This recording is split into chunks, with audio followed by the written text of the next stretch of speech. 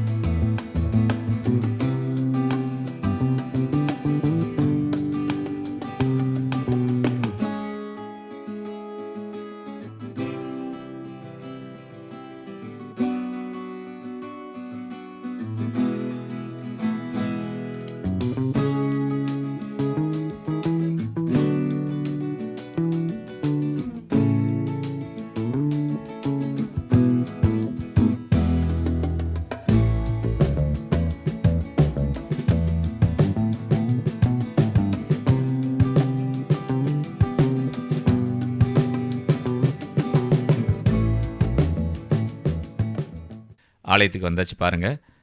நல்ல ஒரு பெரிய பார்க்கிங் ஏரியாவே இருக்குது. நீங்கள் 2 வீலரோ இல்லை 4 வீலரோ எதில் வந்தாலும் சரி, இங்கே நிறுத்துவதற்கு நல்ல இடவசதியெல்லாம் இருக்குது ஆலயத்தில். வாங்க. இப்போ நாங்கள் வந்த நேரம் திருவிழா காலகட்டம், திருவிழா நடைபெறுவதற்கான ஆயத்தமான வேலைகள் அங்கே நடந்துட்டு இருந்துச்சு.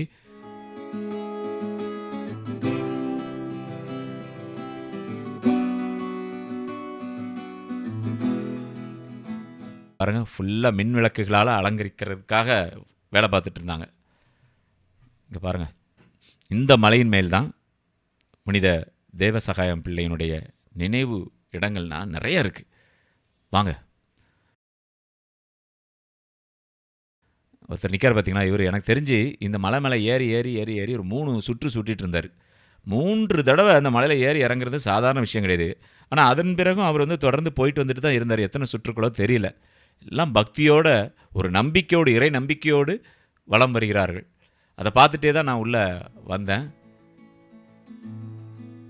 இந்த பாருங்கள் எப்படி இருக்குது பாருங்கள் அந்த இடமே.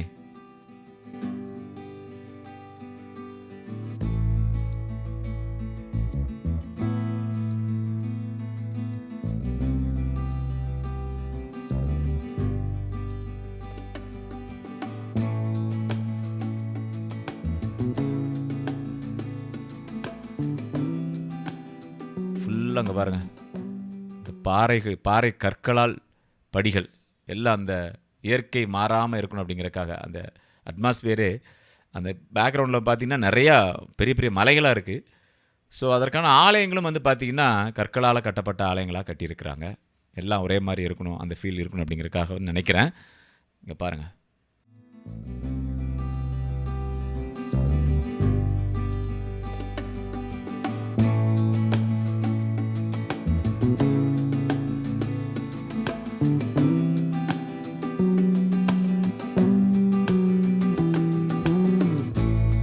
இதான் வளாகம். ஒரு அருமையான மிக்கேல் ஆண்டவர் கெபி வச்சுருந்தாங்க. நம்ம எப்படி வீட்டு வாசலில் மிக்கேல் ஆண்டவருடைய படங்களை மாற்றமோ அந்த மாதிரி இங்கே ஒரு அருமையான ஒரு கெபி இருந்தது. அதில் ஒரு சின்ன சிற்றாலயமும் இருந்தது. வாங்க உள்ளே போய் பார்க்கலாமா?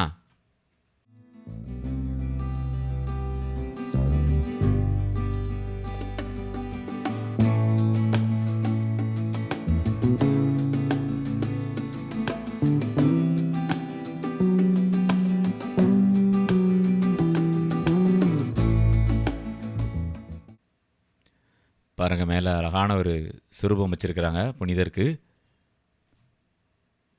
இந்த வளாகத்திலே வந்து பார்த்திங்கன்னா மாதாவிற்கு அருமையான ஒரு கெபியும் வச்சுருக்கிறாங்க. பாருங்கள், ஃபுல்லாக பாருங்கள். வாங்க உள்ளே போய் பார்ப்போம்.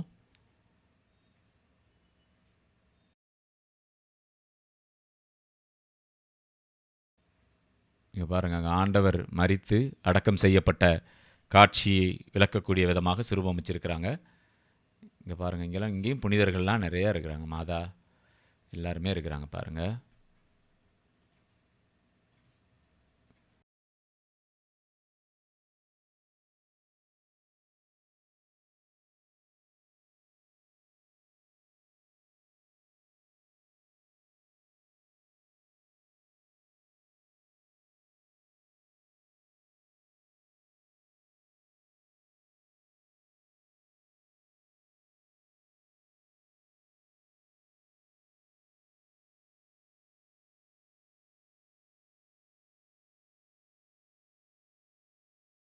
பாருங்கள், இந்த தூண்லாம் பழைய காலத்து கட்டிடங்களில் பழைய கோவில்களில் இருக்கக்கூடிய அந்த மாடலில் பார்த்து செஞ்சுருக்கிறாங்க. மேலேயும் பாருங்கள், அருமையான வேலைப்பாடு இல்லை, அருமையாக பண்ணியிருக்காங்க பாருங்கள். உள்ளே பாருங்கள், மாதா வந்து ஆண்டவருடைய சிறுபத்திற்கு கீழே அழுகிற மாதிரியான புகைப்படங்கள்லாம் வச்சுருந்தாங்க. இங்கே மேலே பாருங்கள், அந்த கூரையை பாருங்கள், சிமெண்ட்லேயே ரொம்ப அழகாக பண்ணியிருந்தாங்க இந்த ஒர்க்லாம்.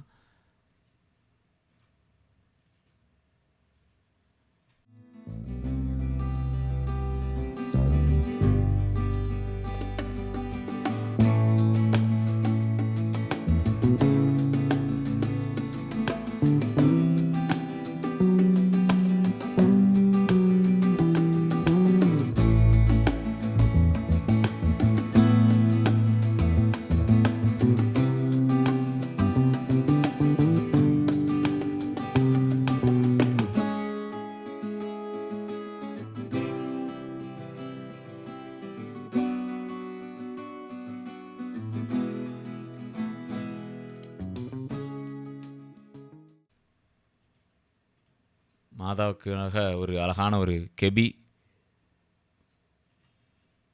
பாருங்கள். இந்த மலைக்கு மேலே ஒரு மாதா இருக்கிறாங்க. அங்கே போய் இந்த சீரியல் பல்பெல்லாம் எப்படி தான் தொங்க விட்டாங்கன்னு தெரில. நமக்கே பார்க்கும்போது கொஞ்சம் பக்குன்னு தான் இருந்தது.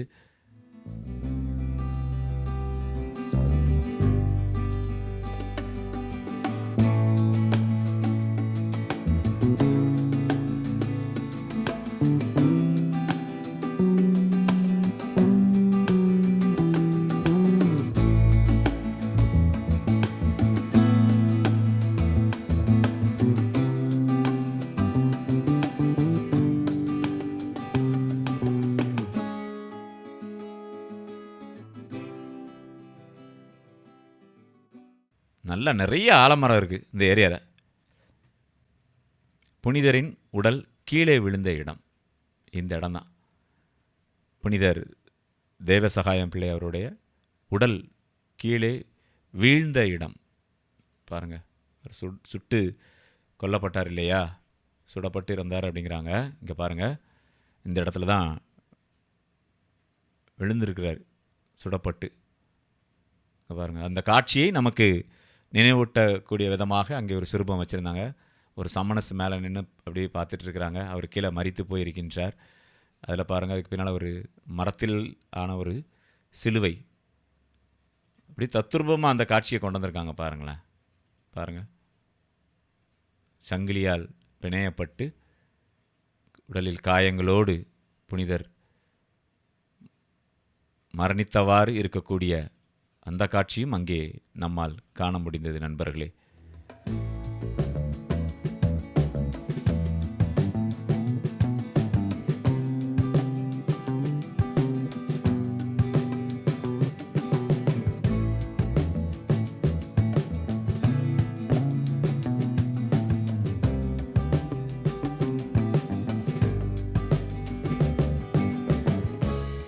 வாங்க இன்னும் கொஞ்சம் மேலே போகலாம். நல்லா உடல் ஆரோக்கியமாக இருக்கிறவங்கெல்லாம் இந்த ஆலயத்திற்கு வந்து வாங்க. ஏன்னா நிறைய நீங்கள் படிக்கட்டுகள் ஏற வேண்டியது இருக்குது.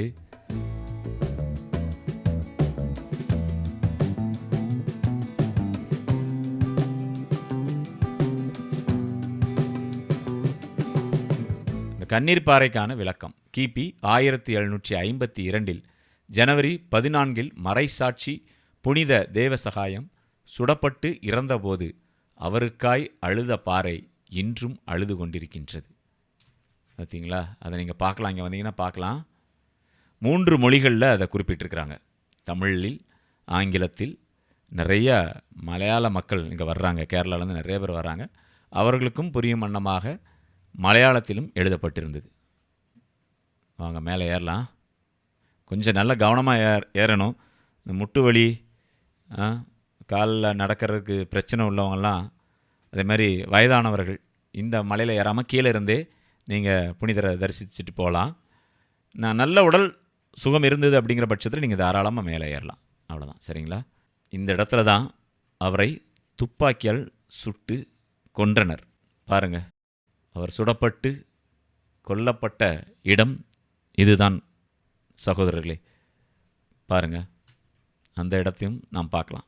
எப்படி இருந்திருக்கும்ல? 1700 நடைபெற்ற சம்பவம் அது. எப்படி இருந்திருக்கும் யோசித்து பாருங்கள். அந்த நேரத்தில் இதெல்லாம் காடுகளாக இருந்திருக்கும், அப்படி தானே? ஒரு கடுமையான காடாக இருந்திருக்கும். காடு, மலை, பாறை, இடுக்கு அப்படின்னு இருந்த இடத்துல தான் அவரை கூப்பிட்டு வந்து அவருக்கு பனிஷ் பண்ணியிருக்கிறாங்க. எவ்வளோ துன்புறுத்தியிருக்கிறாங்க, ஆண்டவரை துன்புறுத்தின மாதிரி. பாருங்கள், இந்த இடத்த பாருங்கள். சிலுவை, அழகாக ஒரு சிலுவை வச்சுருக்கிறாங்க. இங்கே வச்சு தான் சுட்டிருக்காங்க அவரை.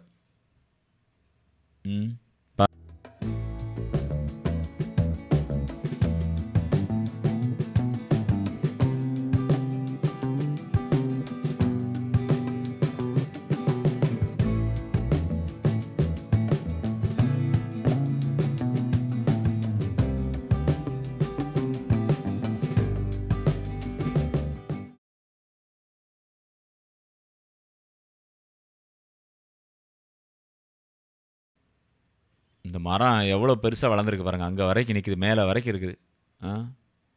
அங்கே இருந்து முழு நாகர்கோவிலையும் நம்ம பார்த்துடலாம். இங்கே பாருங்கள், இந்த உயரத்துலேருந்து பார்த்தீங்கன்னா அத்துணை அழகாக இருக்கின்றது. இயற்கையை விரும்புகிறவர்கள் இந்த ஆலயத்திற்கு வந்து மனநிம்மதியோடு இயற்கையை நீங்கள் ரசிச்சுட்டு, புனிதரையும் தரிசனம் செய்துட்டு, அன்னையையும் வணங்கி கொண்டு உங்களுடைய வரங்களையெல்லாம் கேட்டு பெற்று நீங்கள் செல்லலாம். இதை பாருங்கள், இந்த இடம் ஒரு முக்கியமான ஒரு இடம். அங்கே பாருங்கள், அந்த பெண்கள் முட்டு போட்டு அப்படியே சுற்றி சுற்றி வர்றாங்க. எதனால் அவங்க முட்டு போட்டு சுற்றுறாங்க அப்படின்னு பார்த்தீங்கன்னா, அங்கே ஒரு கல்வெட்டில் அதை பற்றி குறிப்பிட்டிருந்தாங்க. மறைசாட்சி தேவ சகாயம் அவர் வந்து முட்டூன்றி ஜெபித்த இடம். இதில் வந்து அவர் ப்ரேயர் பண்ணியிருந்திருக்கார். பண்ணிகிட்டு இருக்கச்சில் தான் அவர் வந்து சுடப்பட்டிருப்பாருன்னு நினைக்கிறேன். இங்கே பாருங்கள், அதனால் அந்த மக்கள் என்ன பண்ணுறாங்கன்னா, இந்த பார்த்திங்களா, அவங்கள பாருங்கள், ஒரு சகோதரி வந்து அந்த முட்டு போட்டே இந்த இடத்த வந்து சுற்றி வராங்க. கடுமையான ஒரு பிரார்த்தனையை மனசில் வச்சுட்டு அதை நிறைவேற்றி தாருங்கள் அப்படின்னு சொல்லி சுற்றுறாங்க. இல்லை நிறைவேற்றி கொடுத்ததுக்காக சுற்றுறாங்களா அப்படின்னு அவங்களுக்கு தான் தெரியும் இல்லையா? இங்கே பாருங்கள், இந்த இடத்துல வந்தீங்கன்னா நீங்கள் முட்டு போட்டு தான் சுற்ற வேண்டியிருக்கும், உங்களுடைய பிரார்த்தனையை கேட்க வேண்டியிருக்கும். இங்கே வாங்க, அப்படி இந்த பக்கம் போகலாம்.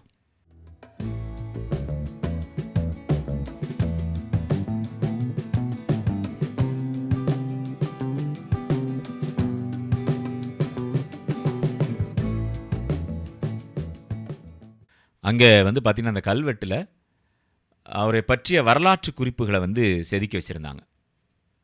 புனிதரை அவர் என்னெல்லாம் பண்ணார் அப்படிங்கிற மாதிரியான விஷயங்களெல்லாம் வந்து அங்கே கல்வெட்டுகளாக வரலாற்றை வந்து பதிவு பண்ணியிருக்கிறாங்க. நிறைய பேருக்கு தெரியாமல் இருக்கலாம் இல்லையா? அங்கே போனீங்கன்னா நீங்கள் இதெல்லாம் மெதுவா நீங்க அப்படியே படிச்சு வாசித்துட்டு வாங்க. அவசரப்பட்டு போகாதீங்க. புனிதரை பற்றி முழுமையாக தெரிந்து கொள்வதற்காக அங்க வந்து இந்த மாரி கல்வெட்டுகள்லாம் வச்சிருக்கிறாங்க. அதே மாரி வந்து பார்த்தீங்கன்னா, சிலுவை பாதை எப்படி நடத்துறாங்க பாருங்க. ஆக்சுவலா நான் போனது வந்து வியாழக்கிழமை. வெள்ளிக்கிழமை போயிருந்தேன்னா சிலுவை பாதைய பார்த்துருப்பேன். சிலுவை பாதை ஒவ்வொரு ஸ்தலமும் பாருங்க எப்படி வச்சிருக்காங்க பாருங்க. இந்த மலையை சுற்றி தான் இருக்கு ஒவ்வொரு ஸ்தலமும். ஏறி இறங்கி தான் நம்ம வர வேண்டியது இருக்கும். பாருங்க.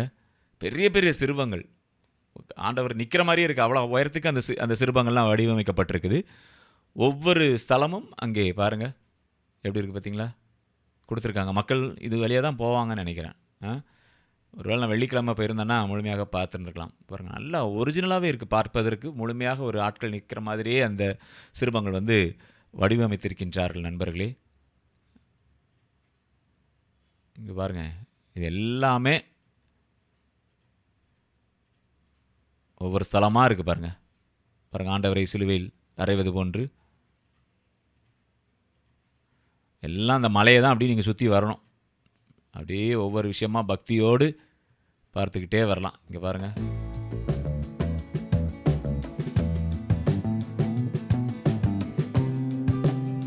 வாங்க.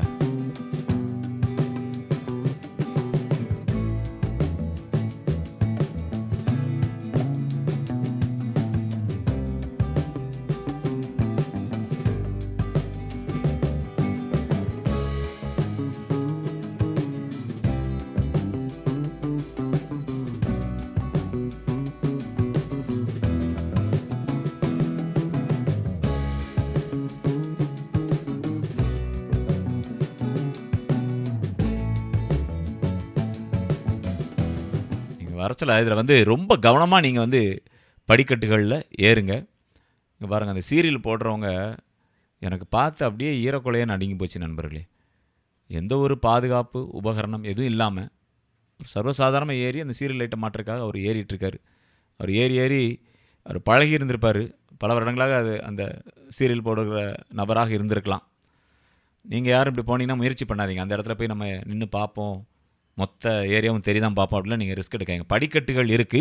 படிக்கட்டுகள பயன்படுத்தி தயவுசெய்து அதில ஏறுங்க. வேற ரிஸ்க் எடுத்து இந்த மரங்கள்ல ஏறுறது, அந்த பாறை இடுக்குல அந்த அவர் ஏறிட்டு இருக்காரு அத மாரி நம்ம ஏறலாம் அப்படின்னு நினைச்சுலாம் வந்து தயவுசெய்து ஏறாதீர்கள். அது ரொம்ப ரிஸ்க்கு. நான் சொன்னேன் பார்த்தீங்களா, ஒருத்தர் வந்து எனக்கு முன்னாடி நடந்துட்டே இருந்தாருன்னு சொன்னேன்ல. ஏறி இறங்கிட்டே இருந்தாரு. இப்ப இவரு எத்தனாவது சுற்று முடிச்சிருக்காருன்னு தெரியல. எனக்கு தெரிஞ்சு 3வது சுற்று முடிச்சிட்டாரு. இன்னும் அதுக்கப்புறம் தொடர்ந்து போய்க்கிட்டே தான் இருந்தாரு. பாருங்க எவ்வளோ பக்தியோடு இருக்கிறாரு பாருங்க. இங்க பாருங்க சிறுவங்கள்லாம் பாருங்களேன். என்ன அருமையா இருக்கு பாருங்க நண்பர்களே. இந்த படிக்கட்டு ஒரு இடத்துல வந்து ரொம்ப செங்குத்தா இருந்துச்சு. நீங்க அந்த இடத்துல வரும்போது கவனமா முடிஞ்சா நீங்க 4 கால்ல போற மாரி போறது ஒண்ணும் தப்பே கிடையாது. படிக்கட்டுகள புடிச்சுக்கிட்டே நீங்க ஏறிருங்க. சரிங்களா? சைடுல கம்பிகள் குடுத்துருக்காங்க. இருந்தாலும் கொஞ்சம் முடியாதவங்க மெதுவா ஒவ்வொரு இடமா நீங்க போங்க. ரொம்பலாம் அந்த மலை வந்து ரொம்ப உயரம்லாம் கிடையாது. முதல்ல அத நான் பதிவு பண்ணிக்கிறேன். ரொம்ப உயரம்லாம் கிடையாது. நார்மலா நம்ம ஏறி இறங்கக்கூடிய அளவுல தான் இருக்கு. ஆனா சில இடங்கள்ல அந்த படிக்கட்டுகள் செங்குத்தாக இருக்குது. ஸோ அப்போ நீங்க வந்து கொஞ்சம் மெதுவா போறது நல்லது. இங்க பாருங்க மேலேருந்து பாருங்க. ஆரல்வாய் மொழி எப்படி தெரியுது பாருங்க. வீடுகள் தூரத்துல ஏதோ ஒரு ஆறு மாரி தெரியுது. தண்ணி கிடக்கு. மலையெல்லாம் பாருங்க. நீங்க இங்க இருந்தீங்கன்னா அப்படியே அழகா பார்க்கலாம் இதெல்லாம். மேலேருந்து மொத்தமா அப்படியே பார்த்து நீங்க ரசிக்கலாம். கவனமாக, ஜாக்கிரதையாக எல்லாத்தையும் நீங்க பாருங்க நண்பர்களே. எவ்வளோ உயரம் பாருங்க. அங்க ஆட்கள் மேல நிக்கிறாங்க பார்த்தீங்களா? எப்படி இருக்கு பாருங்க. ஃபுல்லா மலை தான். இத நீங்க இந்த நாகர்கோவிலுக்கு நீங்க திருநெல்வேலியிலேருந்து நாகர்கோவில் 4 வே வருது பாருங்க. அதில வரும்போது நீங்க அப்படியே இடதுபுறமா நீங்க பார்க்கலாம். இந்த மலைய பார்க்கலாம். மிஸ் பண்ணிறாதீங்க. அந்த சைடு நீங்க ஒருவேளை நீங்க பஸ்ல போறீங்க, கார்ல போறீங்க அப்படின்னா, நாகர்கோவிலுக்கு வரக்கூடிய அந்த 4 வே ரோட்ல நீங்க இந்த ஆலயத்தை நீங்கள் பார்க்கலாம். தெரியும். அந்த ரோட்லேருந்து பார்த்தாலே இந்த மலை, அந்த சிறுவங்கள் எல்லாமே தெரியும். அவங்க இப்ப இந்த சைடு வழியா இறங்கணும் நம்ம. இறங்கி அந்த பக்கம் போ வேண்டியிருக்கும். இங்க வந்து பார்த்தீங்கன்னா, இங்க வந்து ஒரு மணியடிச்சான் பாறை அப்படின்னு ஒண்ணு இருக்கு. இந்த மணியடிச்சான் பாறை வந்து பார்த்தீங்கன்னா, நம்ம புனிதர் இறந்ததோடு இந்த பாறைகள் மேலிருந்து பார்த்தீங்கன்னா, அப்படியே அந்த கற்கள்லாம் வந்து இது மேல விழுந்து இந்த உள்ள ஒரு சின்ன ஒரு பாறை மாரி தெரியுது பார்த்தீங்களா? இதில வந்து நீங்க கல்ல வச்சு அடிச்சீங்கன்னா, பெல் மாரியே சவுண்ட் கேட்குது. அதனால இப்ப அங்கவே ஒரு ஒரு ஒரு போர்டு வச்சிருந்தாங்க. கற்கள அதிகமா அதில எறியாதீங்க. செக் பண்ணி பார்க்கறதுக்கு நீங்க ஒரு கல்லு நீங்க அடிச்சீங்கன்னா, அதோட விட்டுருங்க அப்படின்னு தான் போட்டிருந்தாங்க. அதை சுத்தி இப்ப வேலி மாரிலாம் போட்டிருக்காங்க பாருங்க. ஏன்னா, ரொம்ப தொந்தரவு பண்ணியிருப்பாங்க நம்ம ஆட்கள். அதனால் வந்து அந்த மணி அடிச்சான் பாறையை நீங்கள் அந்த இடத்துல பாருங்கள். இது வந்து அவர் உயிர் உடைச்சல வந்து அதுலேருந்து சவுண்டு அப்படி வந்திருக்கு, கற்கள்லாம் மேலே விழுந்து பெல் சத்தம், அந்த மணி ஓசை கேட்டிருக்கு. அந்த பாறையுடைய அமைப்பு அப்படி.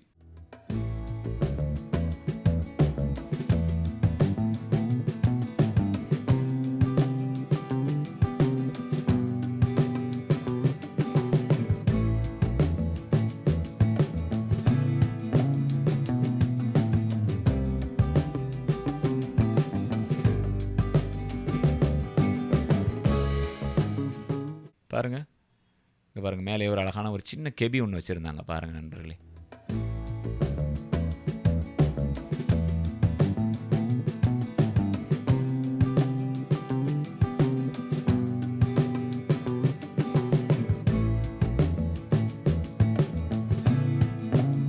பாருங்கள், இங்கே வசனங்கள்லாம் வச்சு இருக்கிற மாதிரி அந்த பாறையிலே செதுக்கியிருந்தாங்க. பைபிள் வசனங்களை அழகாக செதுக்கி வச்சுருந்தாங்க பாருங்கள்.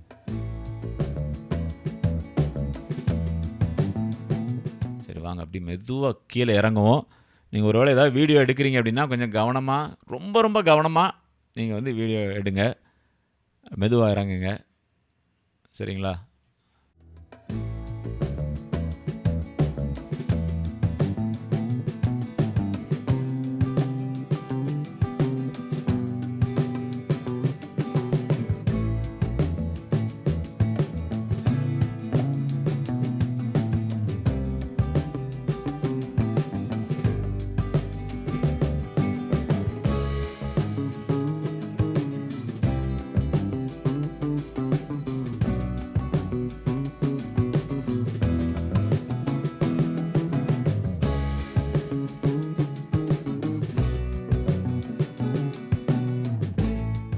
பாருங்க, அவர் ஏறிட்டு இருக்கார் பார்த்தீங்களா அடுத்த சுற்றுக்கு.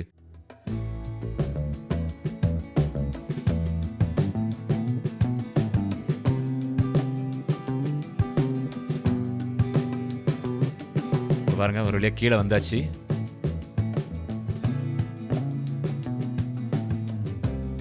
இடம்லாம் எப்படி இருக்கு பார்த்தீங்களா?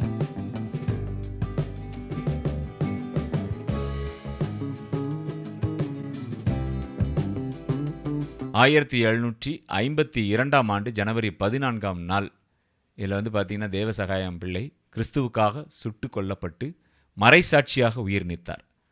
இவர் உயிர் நீத்த போது இம்மலை உச்சியிலுள்ள பாறையிலிருந்து ஒரு பெரிய கல் உடைந்து விழுந்து அற்புதமாக மணியோசை எழுப்பியிருக்கு. இறைவன் இயற்கை வழியாக துயர மணியடித்து மறைசாட்சியின் புனித மரணத்தை இவ்வாறு அற்புதமாக உலகிற்கு அறிவித்தார். இன்றும் இந்த கல் இனிய மணியோசை எழுப்புவதால் இது மணியடிச்சான் பாறை என்று அழைக்கப்படுகின்றது. இந்த பாறையை ஓங்கி அடித்து பழுதாக்கிறாதீங்க அப்படின்னு நாங்கள் போர்டே வச்சுருந்தாங்க. உங்களுடைய வேண்டுதலை மனசில் நினச்சிட்டு ஒரு தடவை மட்டும் இந்த கல்லை வந்து அடித்து மணியோசையை எழுப்பி ஜெபித்துட்டு போங்க அப்படின்னு சொல்லியிருக்கிறாங்க. உங்களுடைய நீங்கள் என்ன வேண்டுறீங்களோ அதை மனசில் நினச்சிட்டு ஒரு டைம் மட்டும் அந்த கல்லை வச்சு அதில் அடித்து நீங்கள் சத்தத்தை எழுப்பிட்டு அதோட கிளம்பிடுங்க அப்படின்னு சொல்லியிருக்கிறாங்க. சரிங்களா? அதனால் வந்து அதை ரொம்ப போட்டு டேமேஜ் பண்ணிகிட்டு இருக்காதீங்க. அப்புறம் அழகாக ஒரு சம்மனஸ் மேலே வச்சுருக்கிறாங்க பாறைக்கு மேலே.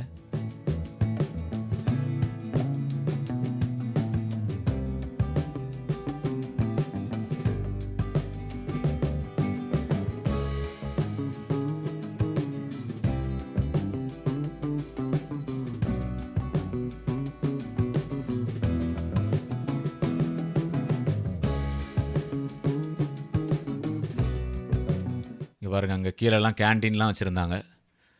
வர்றவங்களுக்கு சாப்பாடு, டீ, காஃபி இந்த மாதிரி என்னெல்லாம் தேவைப்படுமோ பசிச்சா சாப்பிட்றதுக்கு எல்லாமே அங்கே வச்சுருக்குறாங்க. நீங்கள் இங்கே பார்த்தீங்களா, இங்கே பாருங்கள், இந்த ஜெபமாலை, சுரூபம், புத்தகம், ஒளி தகடு இதெல்லாம் வாங்குகிற ஒரு இடமும் அங்கே வச்சுருந்துருக்காங்க. அதை பார்த்தீங்கன்னா நீங்கள் அங்கே போய் ஏதாவது வாங்கிக்கலாம். சரிங்களா? 20/2/2026 வெள்ளிக்கிழமை. சரிங்களா? அன்றைக்கி தான் வந்து முதல் நாள் திருவிழா, திருக்கொடியேற்றம் நடக்கின்றது. ஆயர் நசரேன் சூசை அவருடைய தலைமையில் இங்கே வந்து அது நடக்குது அப்படின்னு போட்டிருந்தாங்க. 10ஆம் நாள் திருவிழா 1/3/2026 ஞாயிற்றுக்கிழமை நடக்குது. இங்கே வந்து பார்த்திங்கன்னா தமிழிலும் வந்து பூசை வைக்கிறாங்க, மலையாளத்திலும் வைக்கிறாங்க. காலைல 7:30 மணிக்கு நீங்கள் 10ஆம் நாள் திருவிழாவுக்கு வந்தீங்கன்னா காலையில் 7:30 மணிக்கு மலையாள திருப்பலி நடக்குது. சாயங்காலம் 3 மணிக்கு தேர்ப்பவனி நடக்கும். நீங்கள் வந்தால் இங்கே பார்க்கலாம். சரிங்களா? இன்னும் பாருங்கள், இந்த 1ஆம் தேதி, இந்த மார்ச் 1ஆம் தேதி தான் வந்து பெருவிழா திருப்பலி நடக்குது. அன்றைக்கி சாயங்காலம் இந்த தேர்ப்பவனி நடக்குது. மாலை 3 மணிக்கு தேர்ப்பவனி நடக்குது. ஸோ நீங்கள் கண்டிப்பாக எல்லோரும் திருவிழாவை போய் பாருங்கள். சரிங்களா? சரி நண்பர்களே, இந்த காணொளி கண்டிப்பாக உங்களுக்குலாம் பிடிச்சிருக்குன்னு நினைக்கிறேன். அதற்கு முன்பாக மறக்காமல் நம்ம சேனலை நீங்கள் சப்ஸ்கிரைப் பண்ணுங்கள். நீங்கள் சப்ஸ்கிரைப் பண்ணி தான் எங்களுக்கு சப்போர்ட் பண்ணணும். மீண்டும் மற்றும் ஒரு பதிவு உங்களை சந்திக்கின்றேன். அதுவரை உங்களது வணக்கம் கூறி விடைபெறுவது உங்கள் அன்புக்கு சொந்தமான அன்பு அறிவிப்பாளர் ஆர். ஜூடு. வணக்கம் அன்புள்ளங்களே.